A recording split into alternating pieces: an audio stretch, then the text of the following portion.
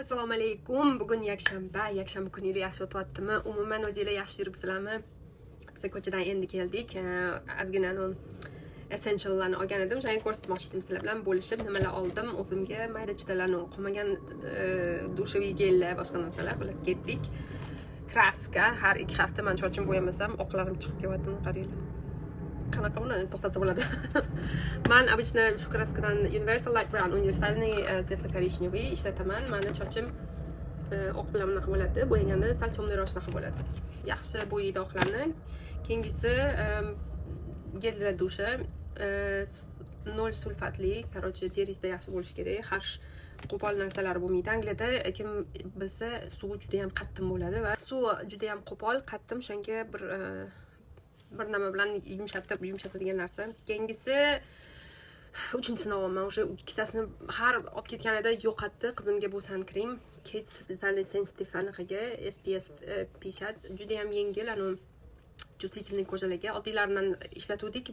Narsa toshishni boshladi yuziga, o'shanga sensitivega oldik. Keyingisi menimcha men o'sha 3-bonkasini ishlatyapman buni. Klinikka makeup remover mana tugab qo'yapti. O'shanga yangisini oldim. Bu специально mana manba yarmi yog', yarmi suv bo'ladigan anaqalar bor-ku.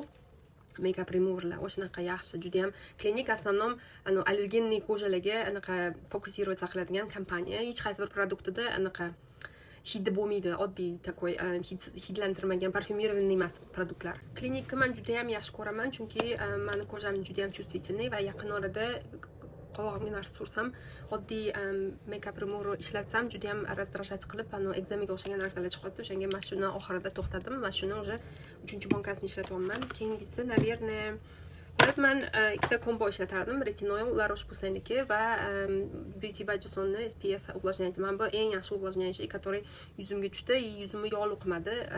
Yaxshi anaqa увлажняющий qilib, bunaqa jab terlatib olmaydi.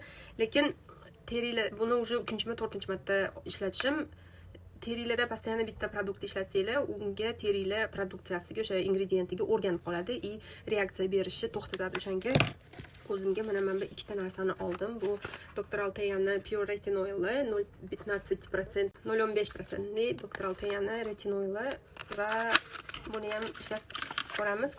Ko'p reklamalar ko'rdim Dr. Alteyaniki. Mana bunaqa bo'ladi. Shularni ko'ramiz buni va mistni oldim. Buni ham ko'rdim, ko'p qizlar ishlatar ekan. O'shanga o'zimda ishlatib ko'rmoqchiman.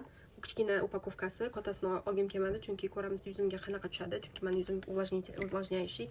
Mana ikkitasini ishlatib ko'ramiz, lekin retinol ishlatganingizdan keyin обязательно SPF ko'chaga chiqsanglar agar, обязательно SPF ishlatishingiz kerak. Keyingisi mana bu ikkita narsa. Bu falar bittasi qizimga, bittasi erimga, anaqa ularniki eskirib qolibdi. O'shanga yangisini oldik. Keyingisi esa Healthy Scalp Kiwi Scrub. Lekin meni sochim juda ham sekin o'sishi, ili menga shunaqa tuyulyapti, juda ham sekin. Yanvarda men dog'ida yozga kelib atigi shuncha o'sdi, bichini ko'proq o'sadi va agar teringizda ko'p narsa yig'ilib qolgan bo'lsa, u sochingizni o'sishini sekinlashtiradi. O'shanga scrub ishlataman men bir ko'p tuz qilsanglar ham bo'ladi, toshli tuzlar bo'ladi-yu, orasiga olib ish qilasizlar, u dead o'lik terlarni ko'chiradi, lekin men oddiy emas, o'sha anaqaligini olgim keldi magazindan. Skalpinglarda ishqalab bir haftada bir martami yo bir haftada 2 martami qilsanglar, sochinglarni o'sishiga stimulirovать qiladi. Buni hech qachon ishlatib ko'rmaganman. Birinchi marta rekomendatsiya qilishdi magazinda. O'shanga shampun yuvishdan oldin mashina surib, ishqalab o'sha o'lgan terlarni ko'chirib o'sishga yordam berish kerak. В принципе, shu bo'ldi.